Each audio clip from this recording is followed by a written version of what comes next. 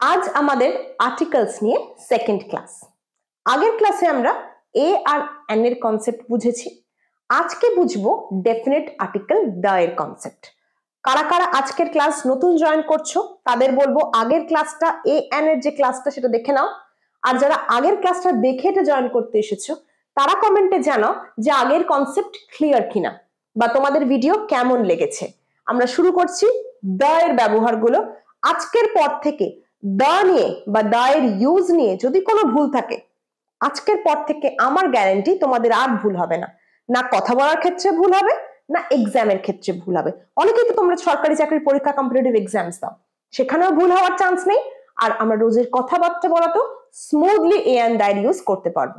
শুরু করছি আজকে ভিডিও। আজ আমাদের ডে 2 অফ আর্টিকেলস।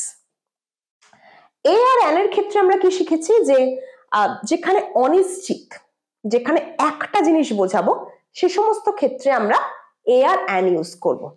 আজকে আমাদের শিখবো ডেফিনিট আর্টিকেল। ডেফিনিট আর্টিকেল মানে হচ্ছে নিশ্চিত, কোনো কিছুকে আমরা নিশ্চিত করে বোঝাবো যেখানে, সেখানে আমরা দ্য ইউজ করব। কি ইউজ করব? দ্য। প্রথম যেখানে আমরা দ্য ইউজ করতে পারি সেটা হচ্ছে পূর্ব নির্ধারিত কোনো জিনিসের ক্ষেত্রে। পূর্ব নির্ধারিত থিংস বা অবজেক্টস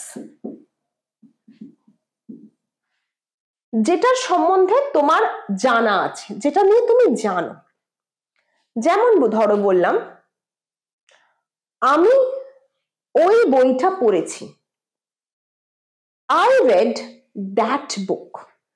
এইটা বোঝাতে আমি বলবো I read the book, I read the book that you bought just a while ago। একটু বড় সেন্টেন্স হয়ে গেল, বুঝিয়ে দিচ্ছি। তুমি একটু আগে যে বইটা কিনলে আমি সেই বইটা পড়েছি। এর মানে আমি কিন্তু যে কোনো অনিশ্চিত আনসার্টেন বইয়ের কথা বলছি না, আমি একটা নির্দিষ্ট বইয়ের কথা বলছি, নিশ্চিত করে একটা বইয়ের কথা বলছি। কোন বই? যে বইটা তুমি কিছুক্ষণ আগে কিনলে, জাস্ট আ হোয়াইল এগো। এটার মানে কিন্তু কিছুক্ষণ আগে, এটা লিখে নাও। একটা জিনিস শিখতে গিয়ে কত নতুন নতুন জিনিস আমরা শিখে ফেলি, দেখতে পাচ্ছ? এই ফ্রেজটা শিখে নাও, জাস্ট আ হোয়াইল আগো। এটার মানে এই কিছুক্ষণ আগে। তাহলে এই কিছুক্ষণ আগে তুমি যে বইটা কিনলে সেই বইটা আমি পড়েছি, আমি একটা বই নির্দিষ্ট করে বললাম। আরেকটা এক্সাম্পলস দেখো, I know the man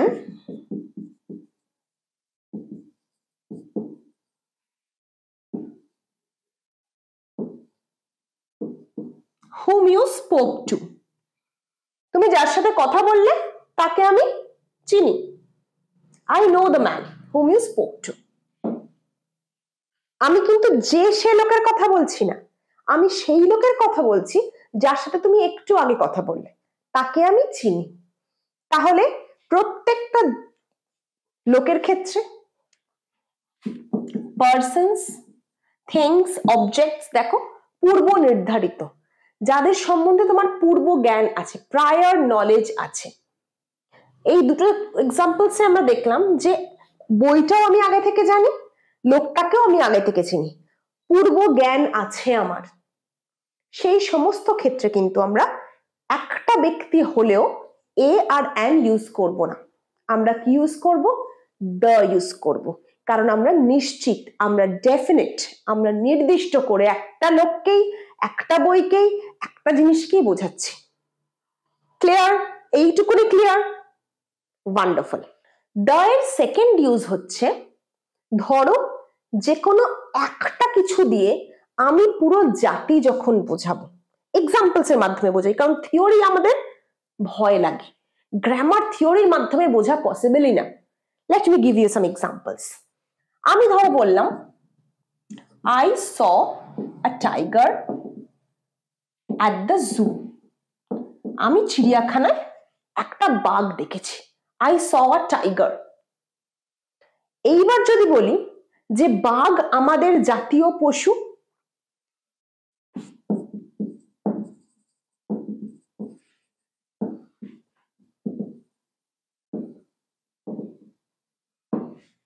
আমি কিন্তু একটা বাক্যেই বোঝাচ্ছি, কিন্তু বাঘ দিয়ে পুরো বাঘ জাতিটাকে বোঝাচ্ছি, সেক্ষেত্রে আমরা দ্য ইউজ করব।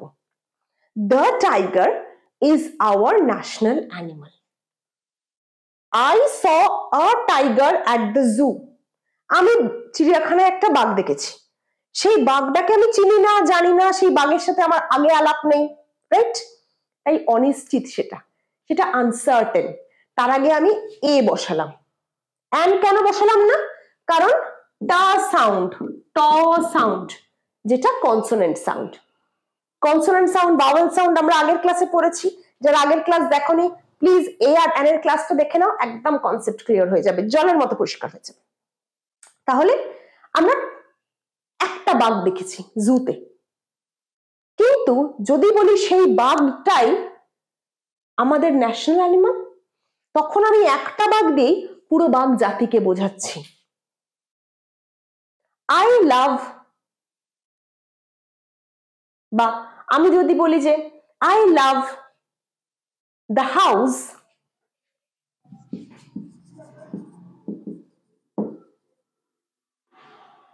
I love the house more than the flat. ফ্ল্যাটের থেকে আমার বাড়ি বেশি ভালো লাগে। তাহলে আমি একটা বাড়ি বা একটা ফ্ল্যাটকে বোঝাচ্ছি না, আমার বাড়িকে বোঝাচ্ছি না, আমি বাড়ি বোঝাচ্ছি, যে কোনো বাড়ি। আমি বাড়ি জাতিটাকে বোঝাচ্ছি, বাড়ির কালচারটাকে বোঝাচ্ছি। I love the house more than the flat. ফ্ল্যাটের তুলনায় বাড়ি আমার বেশি ভালো লাগে। মানে আমি আমার বাড়ি, তোমার বাড়ি, তার বাড়ি বোঝাচ্ছি না, আমি বাড়ি জাতিটাকে বোঝাচ্ছি, বাড়ির কালচারটাকে বোঝাচ্ছি। ফ্ল্যাট কালচারের তুলনায় বাড়ি কালচার আমার বেশি ভালো লাগে। I love the garden which I created at my house. এটা একটা পূর্ব নির্ধারিত জিনিস। আমি সেই বাগানটাকেই ভালোবাসি যেটা আমি বাড়িতে বানিয়েছি, যে কোনো বাগানকে আমি ভালোবাসি না। তাহলে আমরা দুটো ইউজ শিখলাম। একটা হচ্ছে যেখানে আমরা একটা পূর্ব নির্ধারিত বা পূর্ব জ্ঞান থাকবে নাউনটার প্রতি। সেকেন্ড কি শিখলাম আমরা? যে যখন কোনো জাতি বোঝাবো, একটা single animal, single flower, single object দিয়ে, সেটা আমরা কিন্তু দ্য ইউজ করব। ক্লিয়ার? থার্ড হচ্ছে যদি আমরা কোনো রিলিজিয়াস বুক, কোনো ফেমাস বই, এইগুলোকে বোঝাতে আমরা দ্য ইউজ করি। যেমন ধরো the Ramayana, the Ramayana, the Mahabharata. আমরা কিন্তু একটা নির্দিষ্ট বইয়ের নাম বলছি এবং সেটা বিখ্যাত বই, এইগুলো কিন্তু ফেমাস বুক। এবার ধরো বললাম হিন্দুদের যে রিলিজিয়াস বুক, দ্য গীতা,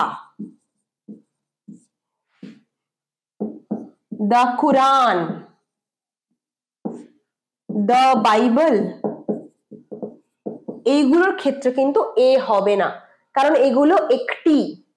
যে সমস্ত জিনিস পৃথিবীতে একটি হয়, তার কোনো জুড়ি নেই, সেগুলোর ক্ষেত্রে আমরা দ্য ইউজ করব। বাইবেল তো একটাই, গীতাও একটা, রামায়ণ মহাভারত একটা করে, কোরআন একটা। তাহলে যে সমস্ত বই বলো, বিশেষ করে ধার্মিক ধর্মগ্রন্থ যেগুলো, ধার্মিক বই যেগুলো, ধর্মীয় গ্রন্থ, আচ্ছা ধর্মীয় গ্রন্থের একটা ইংরেজি আছে, এটা চট করে একটু শিখে নাও। ধর্মীয় গ্রন্থকে রিলিজিয়াস বুক বলি, কিন্তু এর একটা পার্টিকুলার ইংলিশ আছে, এর নাম স্ক্রিপচার্স। এটা একটু শিখে নাও। আমাদের তো ভোকাবুলারিও ডেভেলপ করতে হবে, নতুন নতুন ওয়ার্ড স্টক বাড়াতে হবে। তো স্ক্রিপচার্স এটা লিখে নাও, এর মানে রিলিজিয়াস বুক, এটার মানে রিলিজিয়াস বুক বা ধর্মগ্রন্থ। তাহলে ধর্মগ্রন্থ, ফেমাস বই, এগুলোর আগে কিন্তু আমরা ফেমাস মুভি, যেমন ধরো দ্য টাইটানিক, এটা একটা শিপও তো ছিল, এই জাহাজটা তো একটাই ছিল পৃথিবীতে, দ্য টাইটানিক। তাহলে এইগুলোর আগে কিন্তু আমরা দ্য বসাবো। ক্লিয়ার?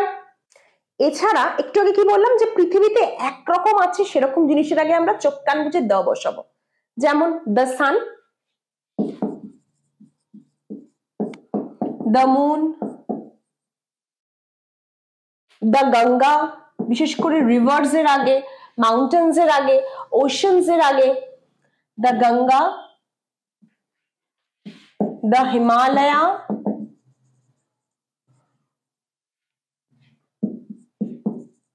দ্য বে অফ বেঙ্গল, বে অফ বেঙ্গল মানে বঙ্গোপসাগর,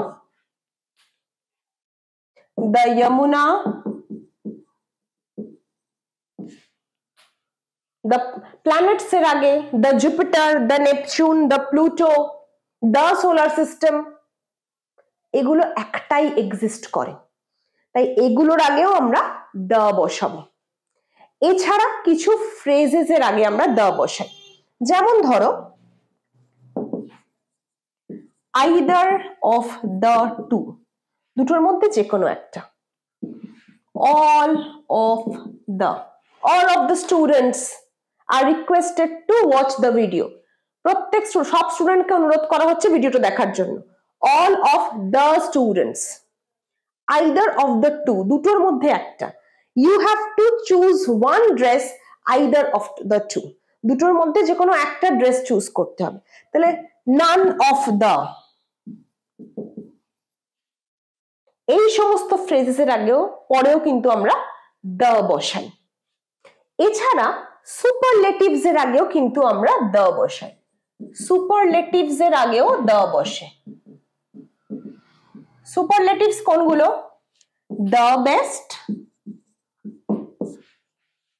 দ্য মোস্ট বিউটিফুল,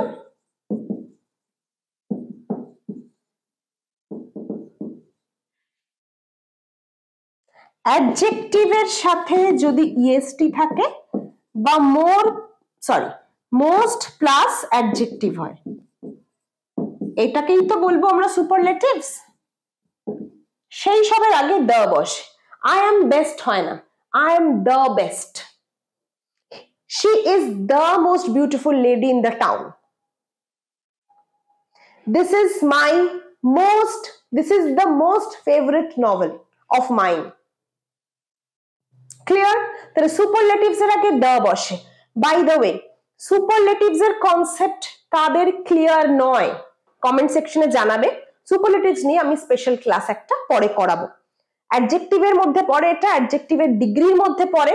আমাদের কথা বলতে কম্পারেটিভ সুপারলেটিভ তুলনা করতে লাগে, দুটোর মধ্যে তুলনা করতে আমরা কম্পারেটিভ ডিগ্রি ইউজ করি, অনেকগুলোর মধ্যে সেরা এটা বোঝাতে আমরা সুপারলেটিভ ডিগ্রি ইউজ করি।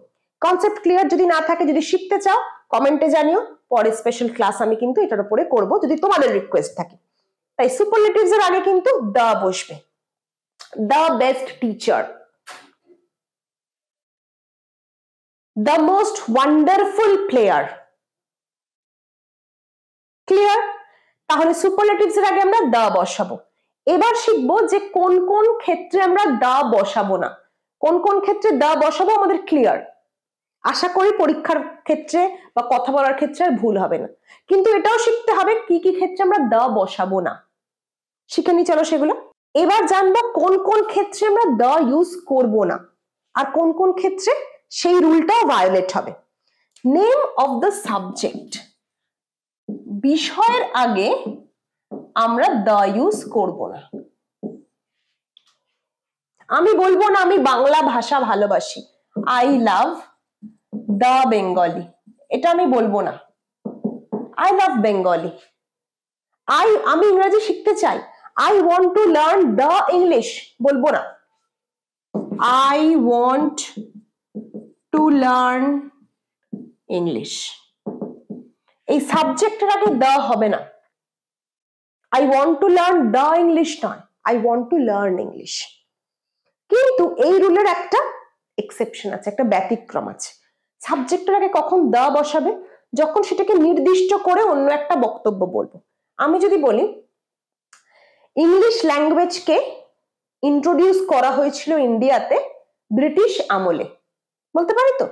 সেক্ষেত্রে বলবো the English language was introduced বলে এবার আমার বক্তব্য। আমি কিন্তু একটা ভাষাকে এখানে নির্দিষ্ট করলাম যে এই ভাষাটাকে এই সময় ভারতবর্ষে আনা হয়েছিল। ক্লিয়ার? তাহলে এটার কোথায় ইউজ করব না আর কোথায় ইউজ করব? কথা বলার সময় স্পোকেন যখন ইংলিশ প্র্যাকটিস করবে যেন ভুল না হয়, কিছু নিয়ম আমাদের কিন্তু শিখতেই হয়, না চাইলেও আমাদের গ্রামার কিন্তু পড়তেই হয়। গ্রামারটা অনেকটা ওষুধের মতো জিনিস, খেতে ভালো লাগে না, বেশি খাওয়া উচিত নয়, কিন্তু খেতে হয় শরীরটাকে সুস্থ রাখার জন্য। গ্রামারটাও সেরকম, পড়তে ভালো লাগে না, বেশি পড়লেও যে খুব একটা কাজের দেবে তা নয়, কিন্তু কিছুটা জানা উচিত আমাদের ল্যাঙ্গুয়েজ কনভারসেশন স্মুথ করার জন্য। তাই আর্টিকেলস এর এই নিয়মগুলো তোমাদের কথা বলাকে সঠিক অ্যাকিউরেট ফ্লুয়েন্ট করার জন্য কিন্তু মনে রাখতেই হবে। তাহলে ল্যাঙ্গুয়েজের ক্ষেত্রে কোথায় আমি দা ইউজ করব না আর কোথায় করব ক্লিয়ার। সেম হচ্ছে মানুষের নামের ক্ষেত্রে, আমরা কখনো বলবো না the Shahrukh Khan is my favourite actor, কখনোই মানুষের নামের আগে আমি দা ব্যবহার করব না। কখনোই বলবো না the SRK is my favourite actor বা the Sachin Tendulkar is the greatest player of India, এরকম বলবো না। ক্লিয়ার? কিন্তু কখন আমি শাহরুখ খান বা বিরাট কোহলি এদের আগে দা বসাবো? যখন এদেরকে দিয়ে আমি একটা জাতি বা একটা টাইপ বোঝাবো।